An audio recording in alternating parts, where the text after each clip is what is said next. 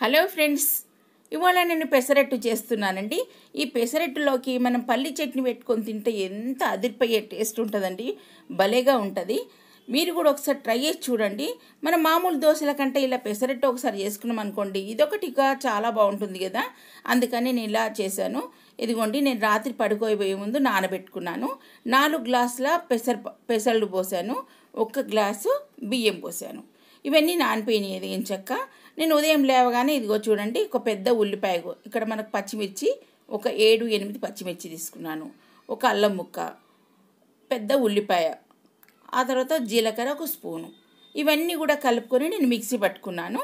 ఇందులో మనకు తగినంత సాల్ట్ వేసేసి పట్టుకోవాలి. మిక్సీ పట్టుకున్న తర్వాత ఇలా మనకు జారుడు కింద ఇలా ఉండాలి పిండి అంతా, మామూలు దోసల పిండిలాగానే.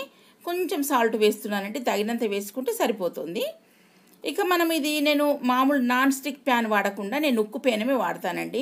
ఎందుకంటే నాన్ స్టిక్ ప్యాన్ మనకు ఒంటికి మంచిది కాదని చెప్తున్నారు కదా, అందుకోసం అని చెప్పేసి నేను ఉక్కు పేనమే వాడతాను. ఈ పేనం పైన ఇదిగో చూడండి, ఉల్లిగడ్డకు ఒకటి ఏదైనా స్పూన్ కానీ ఏదైనా పెట్టేసి మనం ఇలా ఆయిల్ రాసామని అనుకోండి, చక్కగా వస్తాయి మనకు దోశలు. మామూలుగా బియ్యం పిండి దోశలు కూడా చక్కగా వస్తాయి. ఇలా మనం ఎంత పెద్దగా కావాలంటే అంత పెద్దగా వేసుకోవచ్చు దోశ అనేది. ఇక మనకు దోశ అనేది కాలుతుంది కదండి, ఒకవైపు బాగా చక్కగా కాలుతుంది కదా. ఇదిగోండి, పైన కొంచెం ఆయిల్ వేసుకున్నాను. ఇది తిరిగి వేసుకుంటే సరిపోతుందని, అంటే కొంచెం పచ్చివాసన ఉంటుందని చెప్పేసి ఇలా వేస్తున్నాను.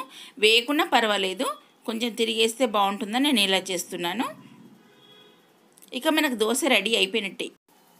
ఇక తిరిగేసాం కదా, ఇక మనకు దోశ రెడీ అయిపోయినట్టేనండి.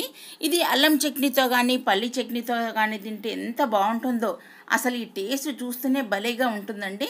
అందుకోసం మీరు కూడా ఒకసారి ట్రై చేసి చూడండి.